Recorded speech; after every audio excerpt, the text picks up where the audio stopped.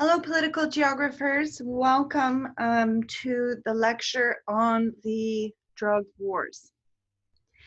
The last lecture from March 30th focused on the US-led war on drugs. Today, we're going to be talking about the drug wars. Now, these are two different terms that I would like you to be able to distinguish. Okay, the war on drugs is a US-led policy that uses interdiction, seizing drugs, the supplies of drug, and incarceration, criminalization as the punishment for drug consumption and drug possession. And the US-led war on drugs has been implemented both in the United States and abroad. In the United States, the war on drugs has taken the shape of mandatory minimum sentences for small-scale possession as evidenced under the 1986 Anti-Drug Abuse Act passed by Ronald Reagan, which has led to mass incarceration, particularly of communities of color. Remember, I gave you the statistic that the United States holds 5% of the world's population, but 25% of the world's incarcerated population. Now, I don't think that that discrepancy, that we house 5 times as many people incarcerated as we have, is a reflection of some inherent violence of US people. I think it's a reflection of policy and the war on drugs and the criminalization of small-scale drug possession and treating drug addicts as criminals rather than as patients is a big part of explaining how the prison population has grown so much in the United States. But today we're going to be focusing on the implications of the war on drugs, not on communities of color here in the United States, but on communities living in Latin America. So drug wars are the consequences, the violence, the social instability that has resulted in Latin America as a consequence of implementing war on drugs policies, US-led war on drugs. So the US-led war on drugs, a policy of military interdiction focused on stopping the supply of drugs into this country and penalizing, criminalizing people who use or possess even small-scale amounts of drugs. That policy approach has resulted in the drug wars in Latin America. And I'm talking about widespread violence to the tune of 200,000 people have died as a result of the drug wars in Mexico since they began. And we're also talking about the vast corruption of political institutions that has been enabled by the accumulation of wealth by these drug trafficking organizations, which is also a reflection of prohibition and interdiction. So let's go ahead and get into the lecture for today. The title of the lecture is The Mexican and Central American Drug Wars. And again, this is material that is very near and dear to my heart, stuff that I spend a lot of time thinking about. Many of you may not be aware that tenure track faculty at Texas State spend 50% of their time teaching and 50% of their time doing research. This topic for me blends both components of my job. This is both a topic that I teach and a topic that I research, and I bring a lot of my research into the analysis that we're doing here in class. So I asked you at the closing of the lecture on March 30th to watch the trailer for the film Break the Taboo. If you haven't done that, I need you to do that. And I also, perhaps more importantly, would like you to watch this 5-minute cartoon that encapsulates the failures of the war on drugs and the resulting drug wars in Latin America. So I'm not going to stop the lecture here because I think that you've already done this, but this is by far one of my favorite graphic depictions of how all of these dynamics come together, including the policies of the Global Commission on Drug Policy. And what the video conveys, as does the reading that you did for March 30th, is that attempts to eradicate Drugo, the dragon of drug addiction, only makes the monster stronger and more powerful.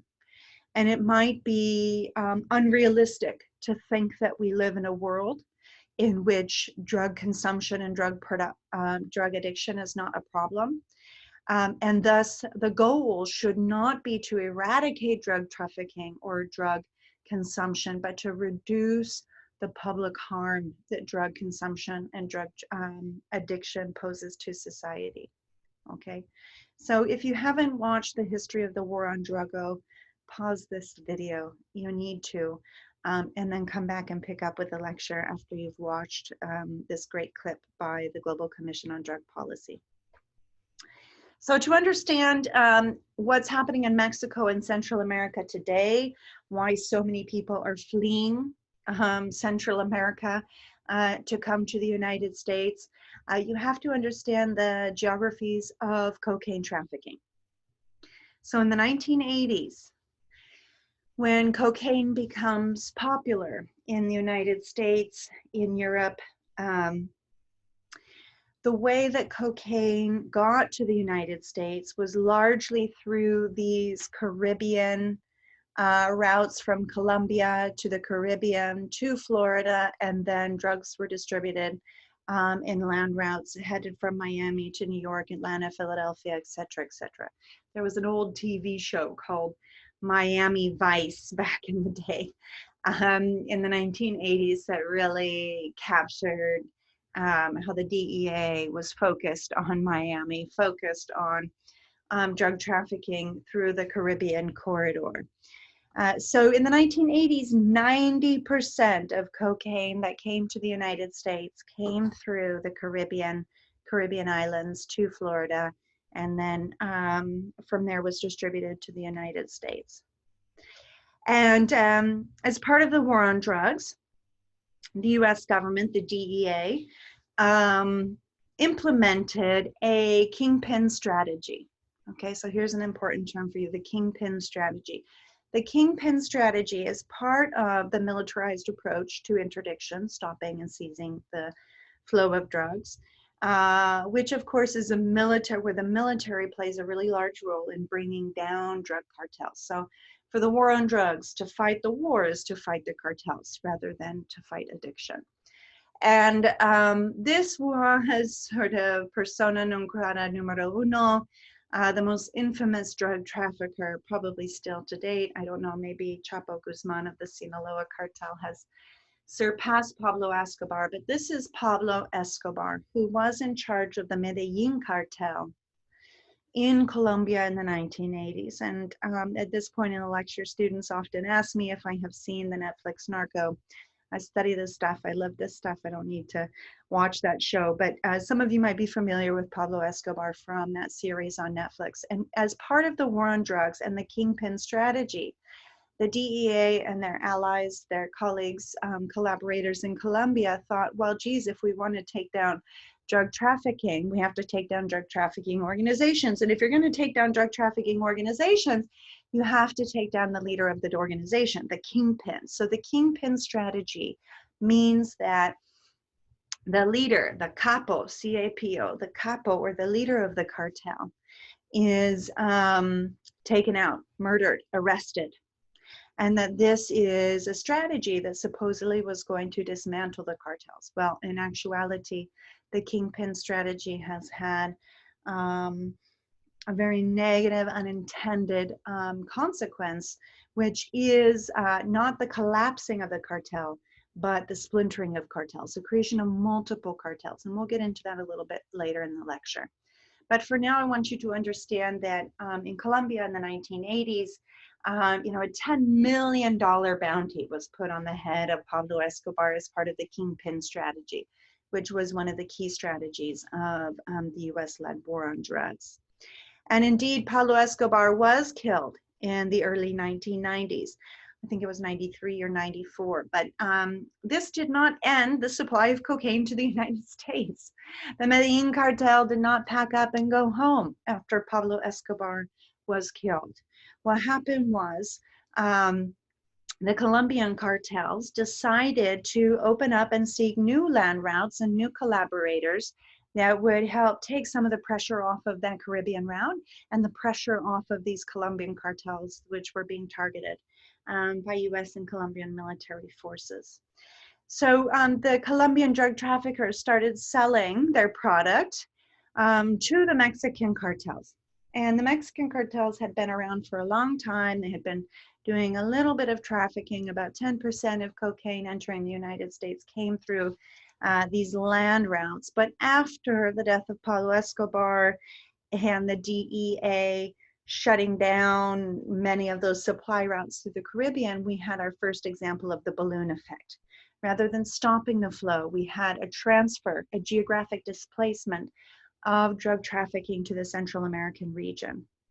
Today, 90% of cocaine that comes to the United States is trafficked through the tiny, tiny isthmus of Central America. That's a lot of cocaine and a lot of money flowing through a very geographically small area. So what we have with the balloon effect is that those Caribbean routes were largely shut down during the late 1990s until well through the 2000s, the early 2010s. With the crisis in Venezuela, there has been some reactivation of these Caribbean lines, but for many decades, the vast majority of cocaine headed to the United States went through Central America and through Mexico. Here we have in blue some air routes. This is the region of the Maya Biosphere of Guatemala where I work, a protected area called the Maya Biosphere Reserve. When I was doing field research there in 2009, 2010, you would hear planes coming and my neighbors would say, hey, pues es un narco y tiene drogas en el avión. That's a narco flying up above that you hear. And so there's over 100 airstrips that have been found along this border. So we have air coming in this way and then also landing in this part of Honduras. This part of Honduras also became a really active node for drug trafficking after the 2009 coup. Drug traffickers often take advantage of political economic crises to seek out these safe havens and shelters.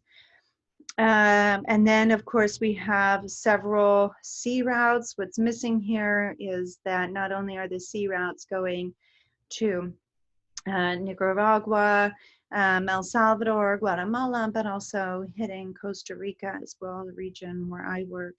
And then there's a large land route, of course, here.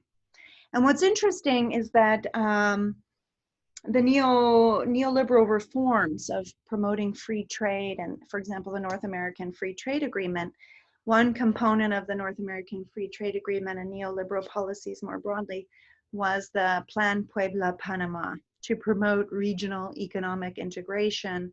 In the 90s, a superhighway like I-35 was built connecting Panama all the way up to Puebla, Mexico.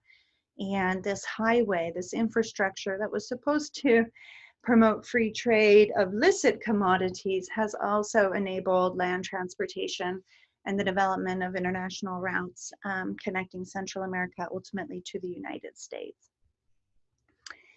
So another key component to understanding the violence in Mexico and Central America related to the war on drugs and the subsequent drug wars is the implementation of the kingpin strategy that we just talked about in Mexico. So in Mexico, we have done a little bit of history looking at the history of the Mexican movement for independence against Spain. 100 years later, you have the Mexican Revolution, 1910, 1920. After the Mexican Revolution, basically Mexico was kind of a one-party state. It was considered a soft dictatorship. And the one party that ruled Mexico was the PRI. It was the Institutional Revolutionary Party, is what the acronym stands for. And the PRI was considered a soft dictatorship because elections really weren't free and fair and open. And it was a one-party system that ruled the country for basically 71 years. Well, in 2000, things change. For the first time in over 70 years, you have a non-pre-presidential administration. And the first administration is the PAN administration. It's like the Partido de Acción Nacionalista, the National Action Party. And the National Action Party, you don't have to know that, just know the PAN and the PRE, the two parties. The PAN party was the incoming party that defeated the PRE after 71 years of controlling the country. And the first PAN president, there were two PAN presidents, was Vicente Fox. Here's a picture of him. He's been quite comical, making some comments about the US border wall. But before he became known or infamous for those comments, he was the first non-PRE president in Mexico. He was the first PAN president in Mexico in some 70 years. And he initiates the war on drugs. What's distinct about the PAN party versus the PRE is that the PAN party is much more open to actually going after drug traffickers, cracking down on drug trafficking. And certainly this is being seen as more important at the level of Mexican society because, as I told you, following the implementation of military interdiction and the kingpin strategy in Colombia, a lot of that cocaine traffic shifted to Central America and Mexico. Bueno, so Vicente Fox becomes president, and he basically agrees to work with the United States on levels that hadn't been seen before to implement approaches to try to stop the drug cartels and to stop the flow of cocaine into the United States. Vicente Fox is followed by this man, Felipe Calderon, and you might remember when we were talking about the formation of the US-Mexican border, we watched a small clip of this man celebrating the bicentennial of independence and the centennial celebration of the Mexican Revolution. This is Felipe Calderon, and what he did was that, yes, he was also a PAN president. He was the second PAN president. And when he came into the administration, despite the fact that this sort of militarized taking on the narcos that that Fox had initiated, despite the rise in violence, the uptick in violence, and the concern that this policy was backfiring, he doubled down. And within 2 weeks into his presidency on television, he said that he was declaring war against the narcos. And the narcos were like, bring it. Right? And so he continues to implement war on drugs policies, US-led military interdiction. These two PAN administrations are getting a lot more military aid than the PRE had to fight the war on drugs. And what's interesting is that the PRE, the party that ruled up until 2000, they weren't really concerned. I mean, yes, they were concerned, and when the DEA would come around, sort of a small-scale dealer would be popped. But by and large, for many, many years, PRE officials from people at local level appointments and public offices all the way up to the upper echelons of the presidential cabinet, there was sort of like a compromise or an understanding among drug traffickers that they could sort of do their business, and yes, there would be a bribe, but the government wasn't going to stand in their way unless the US was around and making a big stink. This changes with the PAN administration, and the PAN administration wholeheartedly goes after these drug trafficking organizations, and the result has been calamitous. The result of implementing war on drugs policies in Mexico have been the drug wars. There's an estimated 200,000 innocent people who have died since the early 2000s as a result of the government of Mexico taking on the narcos. The narcos were basically like, what? Let's do it. Here's one graph that illustrates the uptick of drug-related murders in Mexico during the Calderon administration alone. And you can see within 5 years, there was a 6-fold increase in drug-related murders in the country.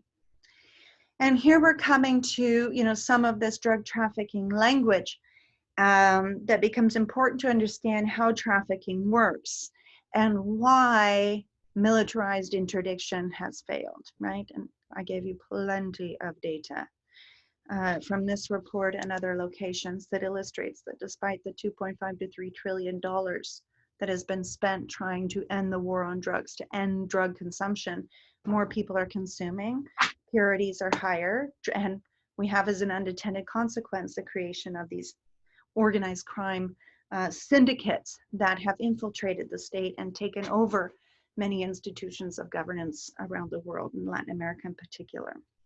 Okay, so we saw one example of the balloon effect when we talked about the geographic displacement of trafficking routes, cocaine trafficking routes from Colombia, Caribbean to Florida, from Colombia to Mexico in the late 1990s, early 2000s, okay?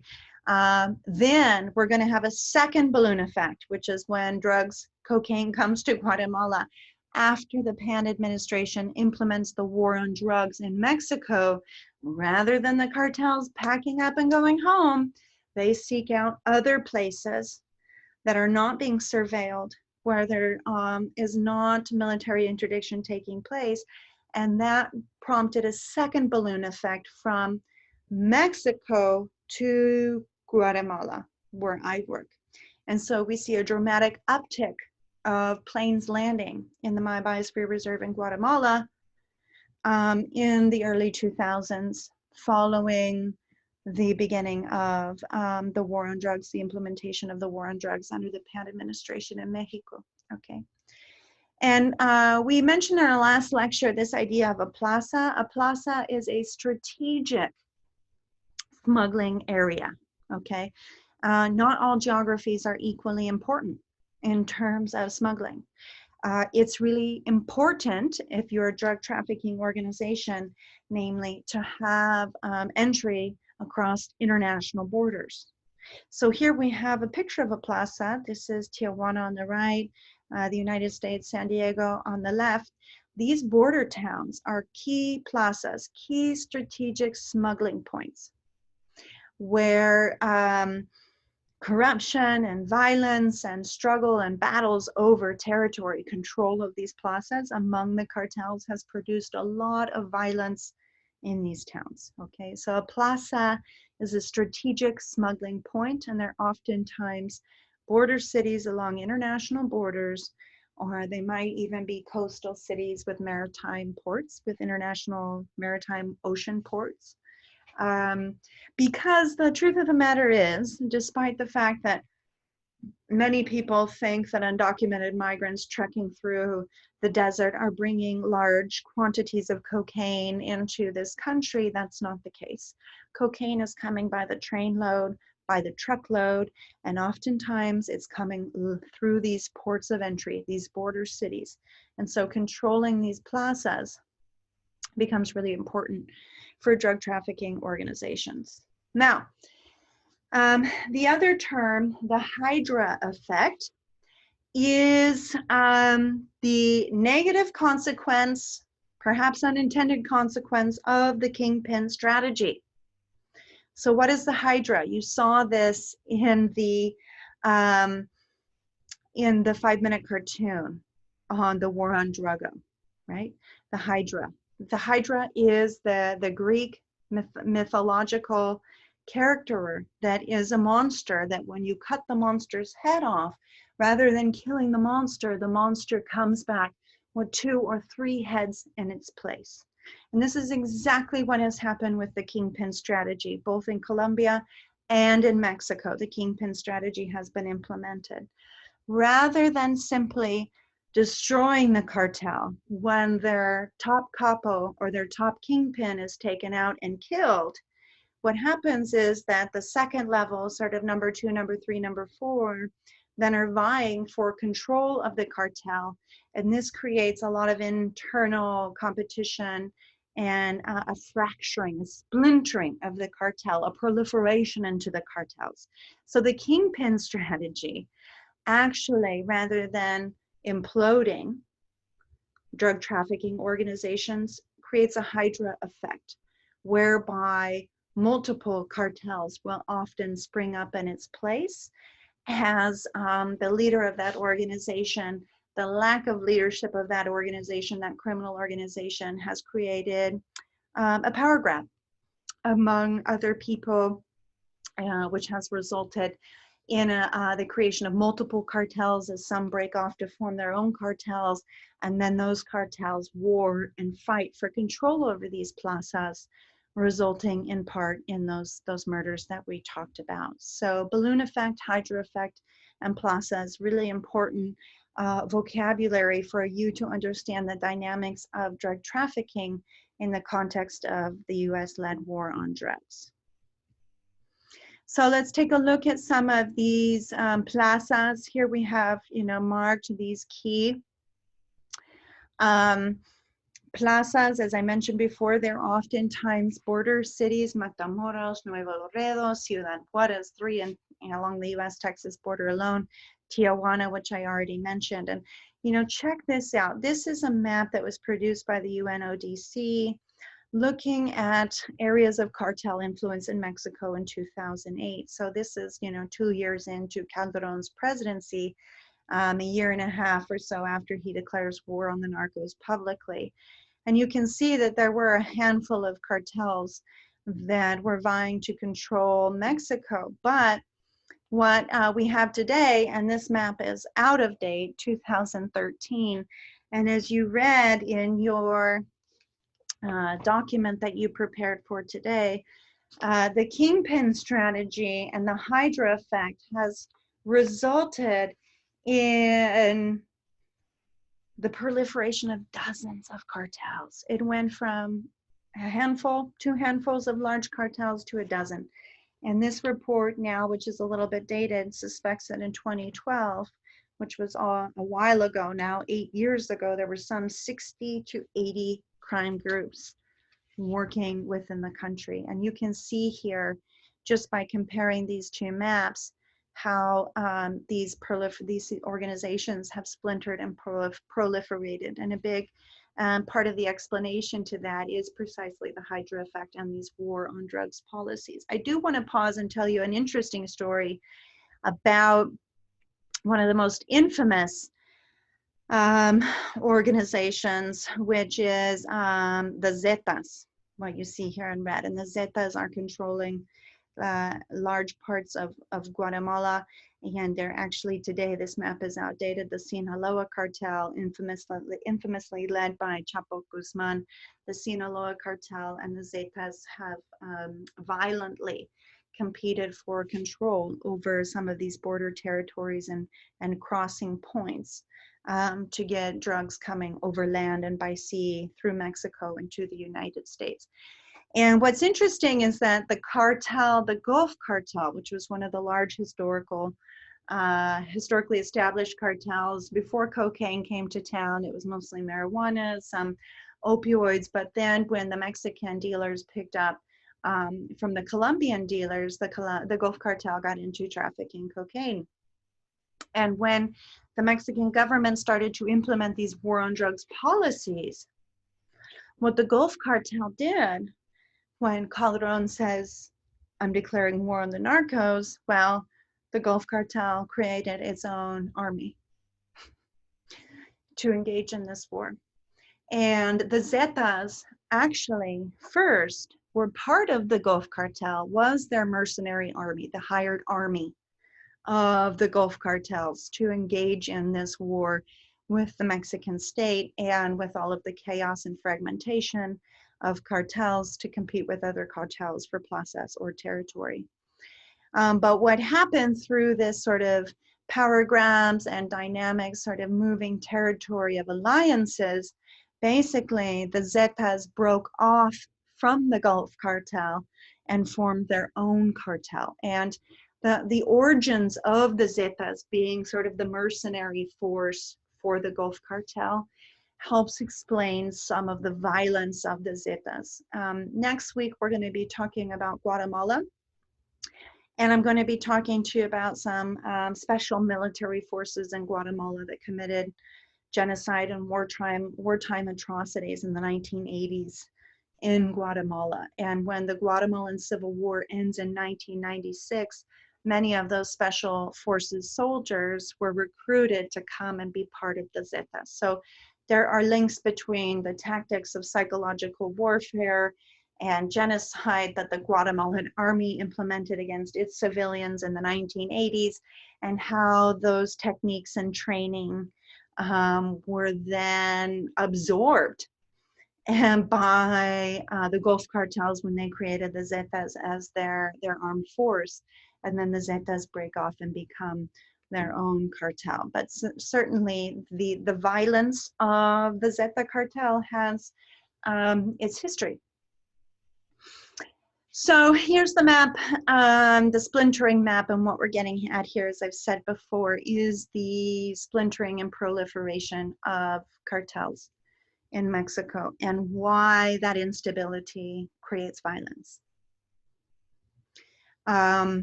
It's not necessarily drug trafficking in and of itself that breeds violence. It is the interdiction and the resulting power grabs and fighting for territory that really is responsible for much of the violence. So let's go back to the story of the end of the pre-administration and the beginning of the PAN administration. So the PAN was in power for 2 presidential terms in Mexico. Mexico has 6-year presidential terms. You can only serve once in Mexico.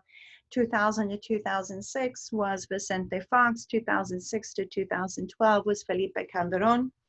And so let's go back to this question of sort of why the switch to the PAN from the pre really did produce these drug wars, the violence, right? And yes, we need to be taking into account that when cocaine routes were restructured from the Caribbean to Mexico, that the stakes of the game increased tenfold, right?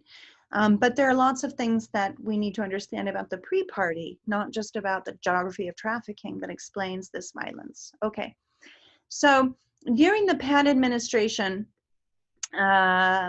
the PAN came in and disrupted the established rules of the game between the pre and the DTOs. I had told you that during the pre-era, the 1970s, 80s, and 90s, yes, there was trafficking going on, but the government didn't make it a top priority to disrupt those criminal networks. Rather, it almost benefited in some ways from bribery, from corruption.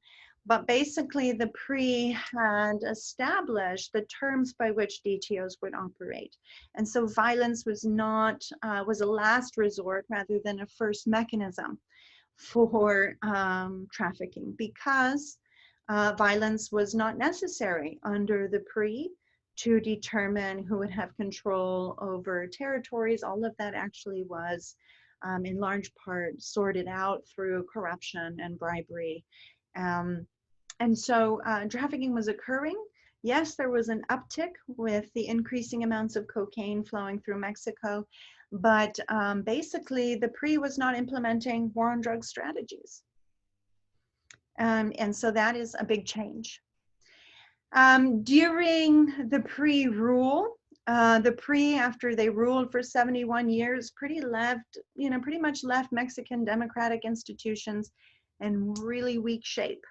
Okay, so there was no sort of, there was corruption and authoritarianism. The state of democracy was very, very weak in Mexico, and that translated as well into an inability of different parties to come together, pass legislation, kind of like what we have in the United States, so what is called democratic pluralism, leading to gridlock.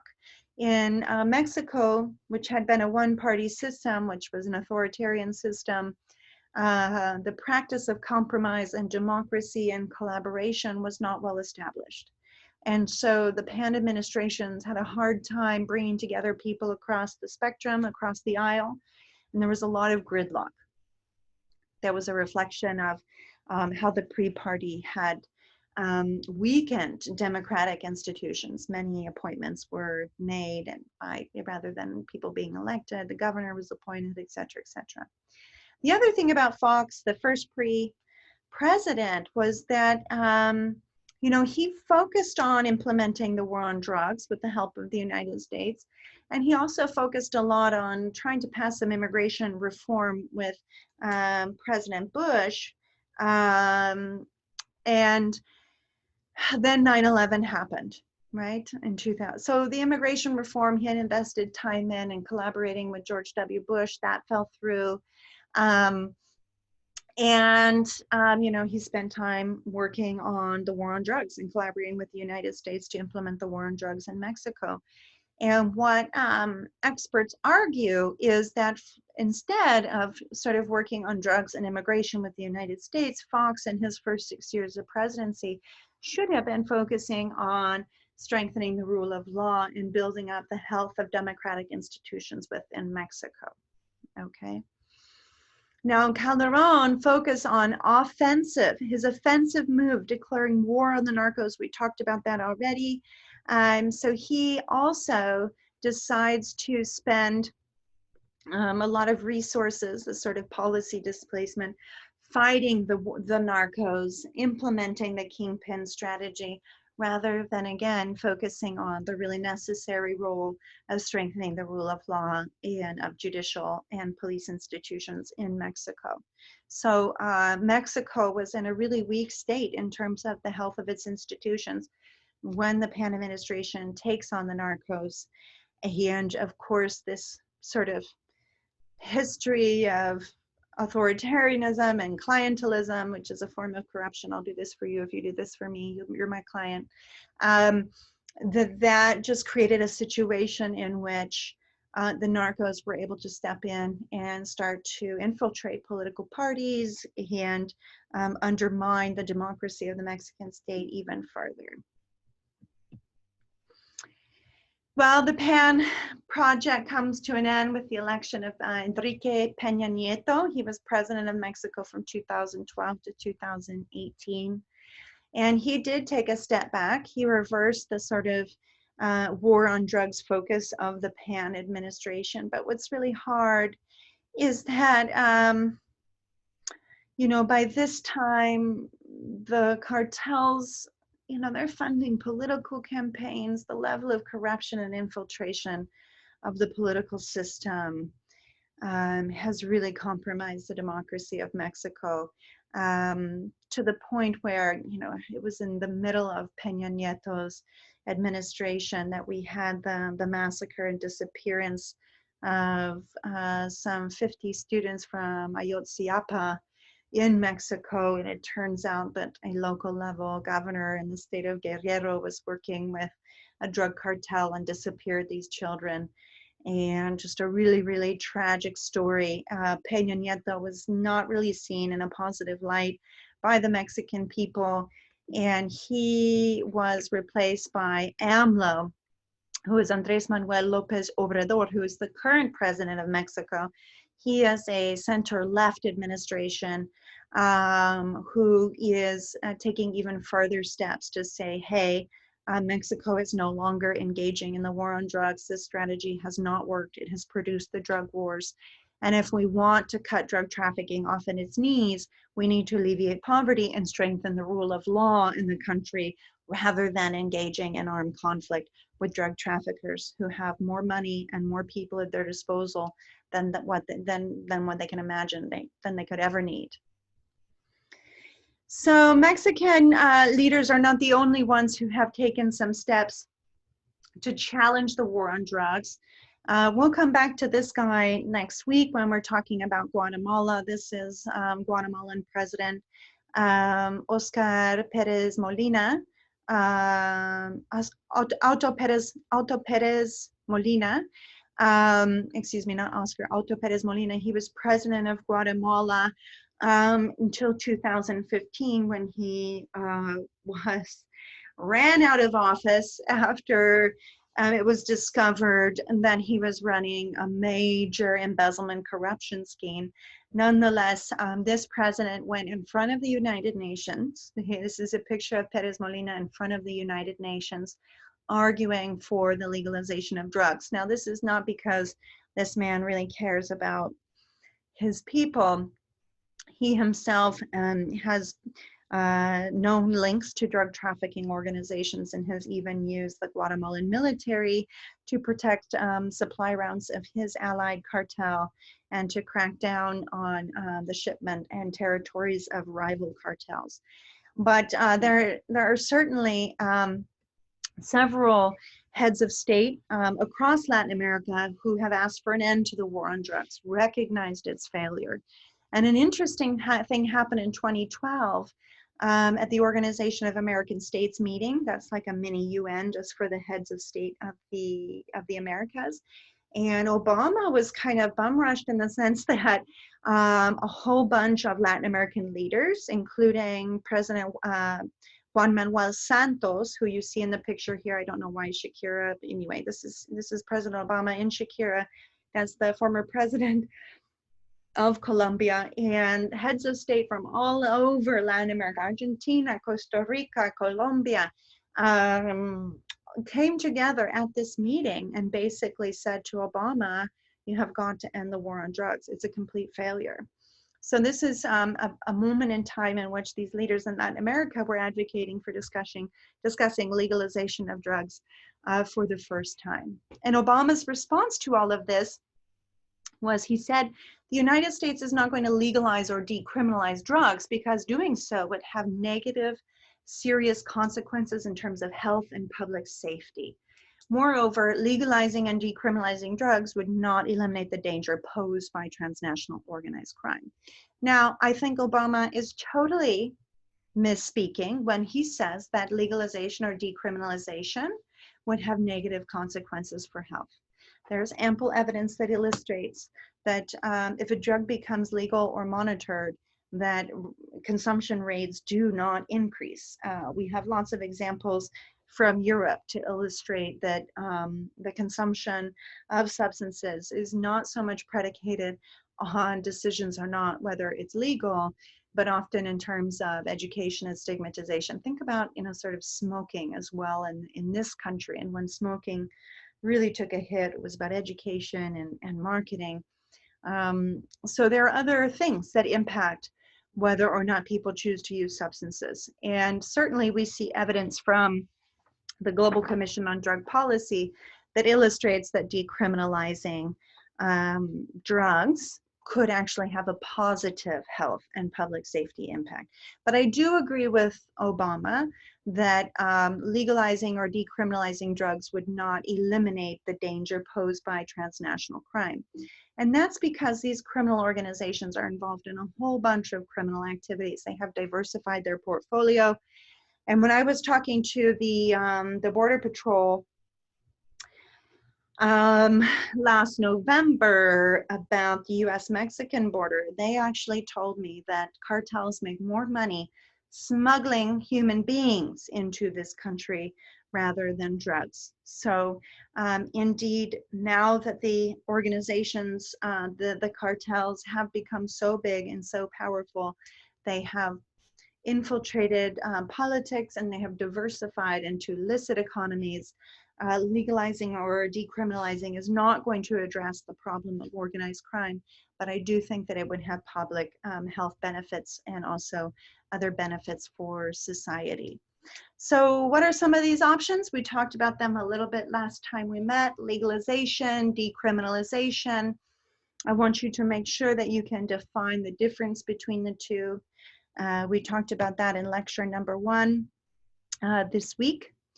But apart from legalization and decriminalization, there are some other policy ideas that you want to be thinking about. And I actually think that these are critically important.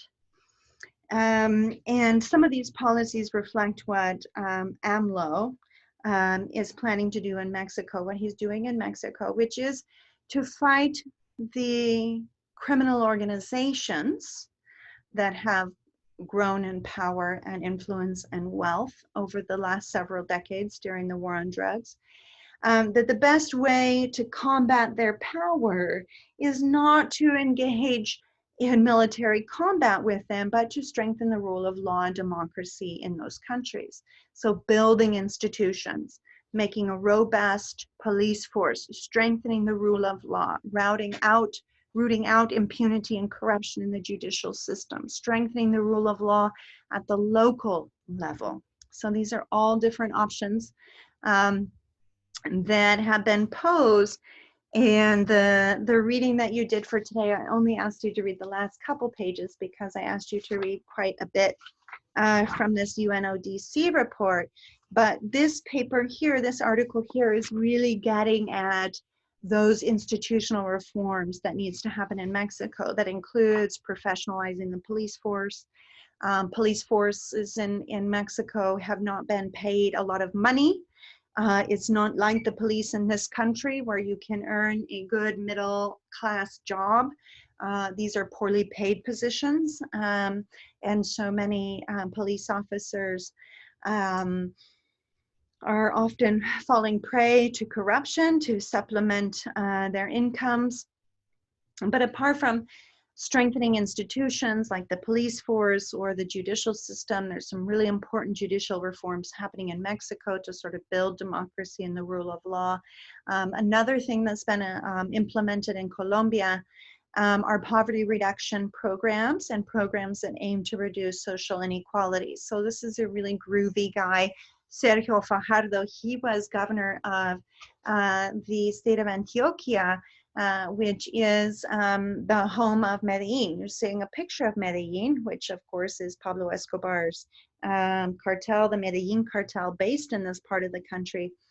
And what the governor did, he was mayor of Medellin and then became governor of the state, was that in some of these poorest of the poor favelas where people were being forced to sort of go into and move through these neighborhoods of drug-controlled territories that put them into danger, put them into contact with not only drugs, but joining gangs, what have you. He really focused on poverty reduction and the reduction of social inequality. And how he did this, really interesting, creating transportation facilities throughout the poorest neighborhoods that reduce the likelihood that young men in particular would come into contact with some of these drug-controlled territories and be forced to either join a gang or work for the cartel. He created libraries and centers of education that were free and available to the public in these transit stations, and basically just focused a whole bunch on poverty alleviation as an approach. So let's talk about some of the US policies geared towards the war on drugs. And I want you to be thinking, we talked a little bit earlier in the semester about all of the aid that the United States gives Latin America. A lot of that aid is military aid to implement the war on drugs policy, right? And in Colombia, this took the form of Plan Colombia. The US has funded $5 billion to fight the war on drugs. That number is probably higher today, to fight the war on drugs in Colombia, but unfortunately, Plan Colombia has been based on the war on drugs, has not focused on these alternative approaches like the Global Commission on Drug Policy says, hello, it's about global health. The mayor of Antioquia and other folks in Mexico say, like AMLO, it's about poverty reduction and social inclusion. That's what drives cartels. So this, unfortunately, the US has had a history of prioritizing these military-based approaches to the problem of drug trafficking rather than strengthening the rule of law, building institutions, reducing poverty, et cetera, et cetera. We can see this in Plan Colombia. $5 billion that was given for hardware and training to support the Colombian military. But the Colombian military was not just fighting narcos, they were also fighting guerrillas, the FARC.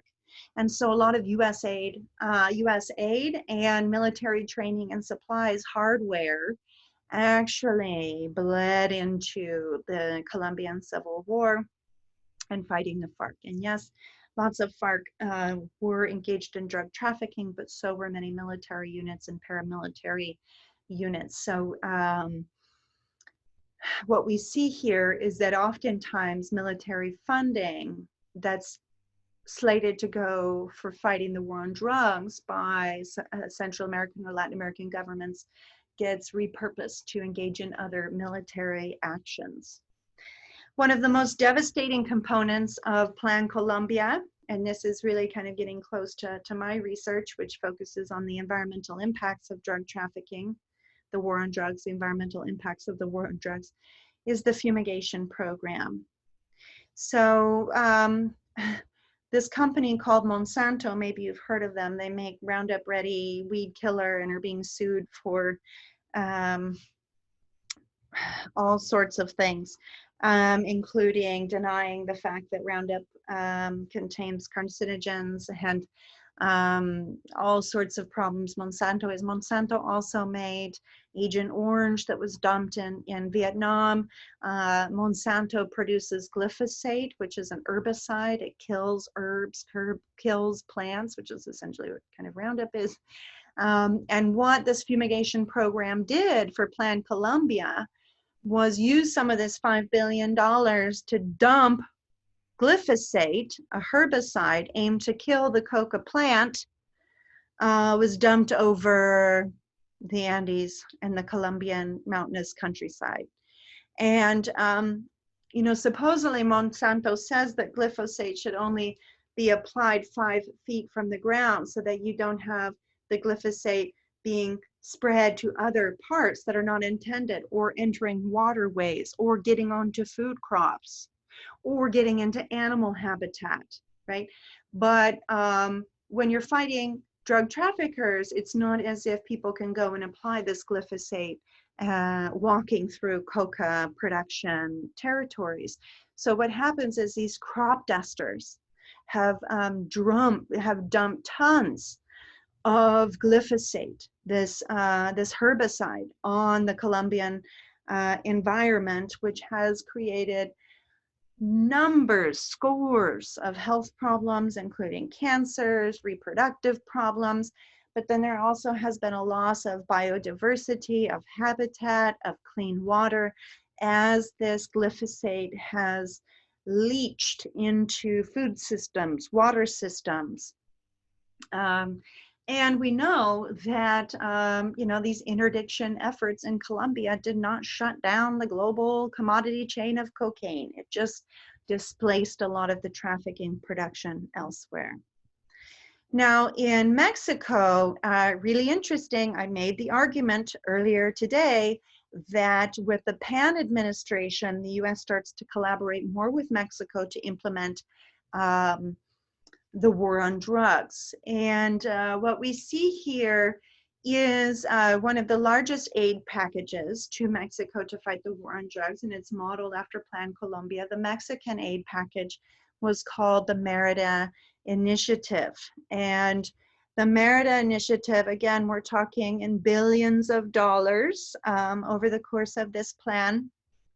And what's interesting is that we have seen over the course of the Merida Initiative, thankfully, sort of a reworking of the proportion of aid that went to military hardware, security and counter narcotics, and the portion of aid that is going into strengthening the rule of law, building institutions, alleviating poverty, promoting social inclusion. So for a while there, the US government was learning that, that these militarized approaches weren't working, and that if we really wanted to help Mexico undermine the power of the cartels, the best way to do that would be not to engage in warfare with the cartels, but to help alleviate poverty among the masses, as well as to strengthen the rule of law and democracy in Mexico. Now, when we were talking about the Central American immigration, we were talking about with the histories of Latin American immigration, and we talked a little bit, and we'll come back to this point a little later in the semester, but we were arguing that the flows of Latin Americans have changed recently, that Central Americans have surpassed Mexicans as the primary sender or source of undocumented people to the United States. And in particular, in 2004, there was an uptick of unaccompanied children, UACs, right? And then later today, we're seeing entire families. Right now, the dynamic is entire families are fleeing this war-torn region, the Northern Triangle. But in 2004, there was a lot of press coverage about the uptick of unaccompanied children coming from Central America. And this sort of children's refugee migrant crisis prompted a new bill to Central America and the Northern Triangle countries. The Northern Triangle countries, which ones are they? Honduras, yes, Guatemala, and El Salvador, the countries with the highest murder rates in the world, ground zero for trafficking today. And what's interesting about this Alliance for Prosperity, it was a $1 billion package to the Northern Triangle, passed in 2004. Half of the money goes to non-military programs, but there's still a lot of money going to the Central American Regional Security Initiative, which is the mechanism by which the security funding gets allocated. There's not very much oversight in terms of how those US taxpayers' dollars going to Central American governments for security purposes, how that money is being spent. And this is increasingly important when we understand that Central American governments, particularly Honduras and Guatemala today, and Nicaragua, but Nicaragua is not part of this package, are violating human rights, and they are not protecting the well-being of their citizens. They're often using military power to enrich the wealth of the political class. So sort of having control over that funding is really important, and this package didn't have it. And what's also frustrating about this latest aid deal for Central America is that the money that went to went for economic development did not go to grassroots organizations. It went to traditional business sector people who would put that money in, developing sort of free trade, maquiladoras, export processing zone. This was really sort of economic development understood as, CAFTA and NAFTA, and enabling these countries to engage in the global economy rather than going and really asking democratic organizations and institutions in that country what they would like to do with that money to help increase security and strengthen the rule of law. So more money should be going to local organizations, in my opinion, like the organizations that I work with. Okay, so we're about wrapping up here. What I want to do is finally get to those few pages of the O'Neill reading that was assigned for today. So O'Neill argues that the United States needs to get its own house in order and enforce its own laws when dealing with guns, money, and demand that fuel the violence of drug trafficking in Mexico. So this article, titled "Mexico's Rising Insecurity, a Real Illness with the Wrong Prescription," is getting at the role that the United States plays in creating the drug wars and the crisis of security in Mexico. So what O'Neill is saying is that, hey, the United States has three things that it needs to do to reduce its role in this problem. And the first thing that O'Neill says is that the United States has to stop focusing on supply side approaches, interdiction, seizures, military confrontation with drug traffickers, and start addressing the demand for drugs. You don't have to have a PhD in economics to understand, as long as there's demand, there is going to be supply. And if there's demand and little supply, the cost goes up of that supply. Limiting that supply skyrockets the cost. So you are never going to address the problem of drug addiction and drug trafficking until you reduce demand through education and treatment and prevention of drug use. Hello. 2/3 of the money spent on the drug problem goes to engage in military operations, interdiction and seizure, rather than dealing with the public health crisis of drug addiction in this country. For all of you who are interested in public administration, please, if you learn anything from this course, I want it to be that, maybe one of a couple of things. But we have got to break the taboo. We have got to change the discourse. This is not a war. This is not a criminal justice issue. This is a public health issue. And when we change the problem, we change the solution.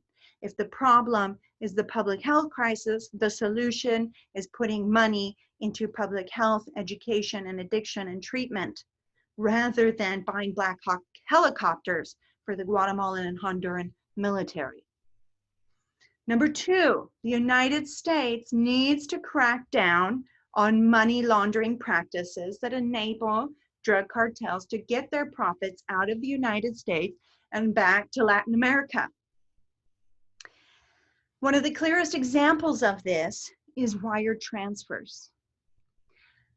Big international banks, US-based banks, including Wells Fargo, have looked the other way while transferring billions of dollars of drug profits from the United States back to Latin America. Wells Fargo alone, in a 3-year period, in 3 years, wire transferred $400 billion for drug trafficking cartels.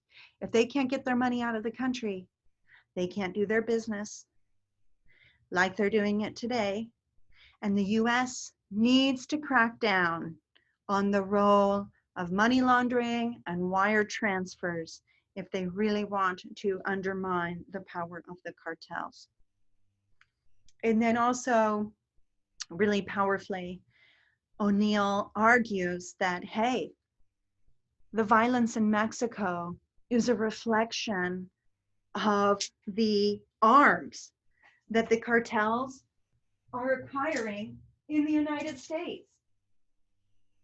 70% of the weapons in Mexico that are producing this violence, 200,000 dead, 70% approximately of those weapons are purchased in the United States legally.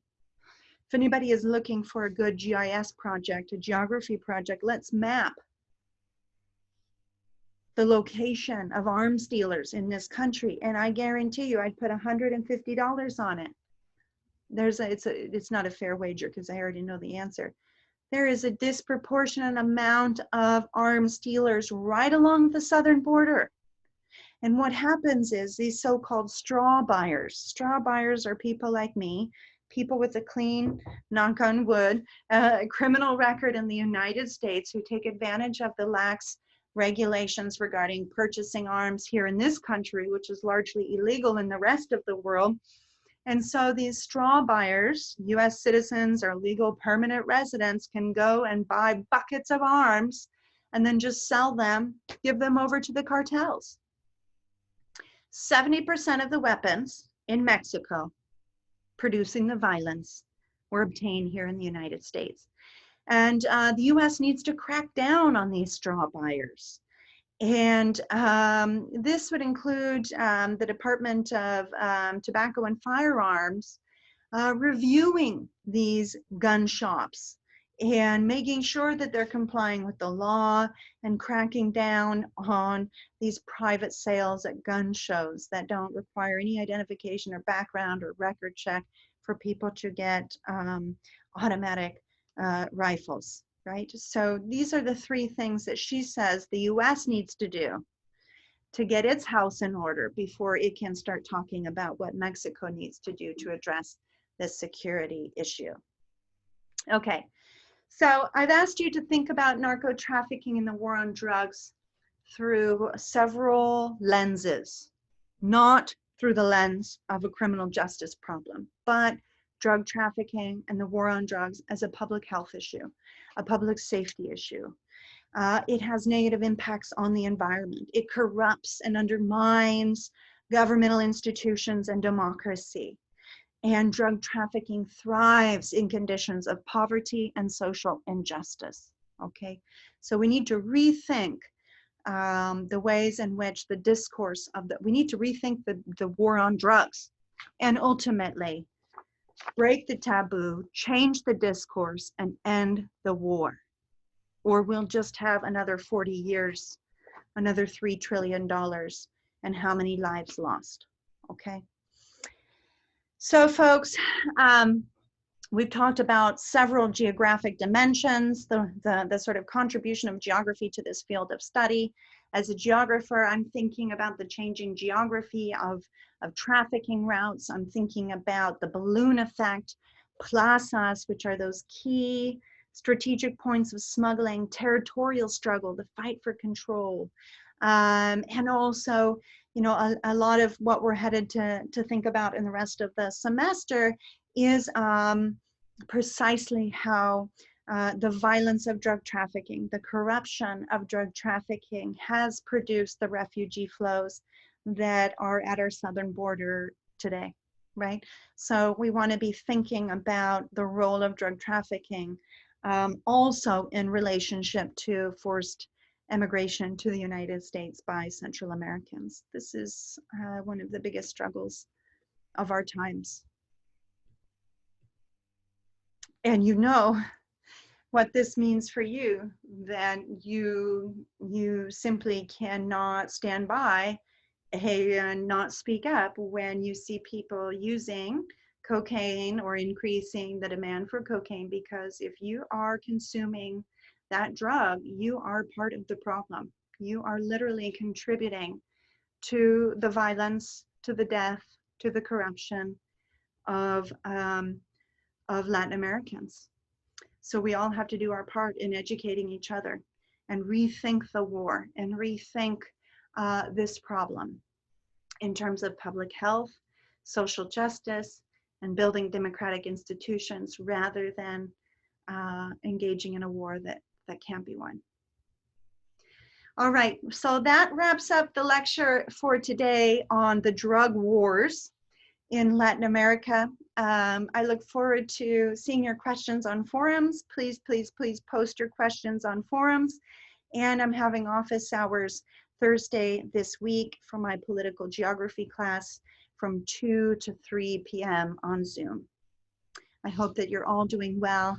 Take care. We'll see you soon.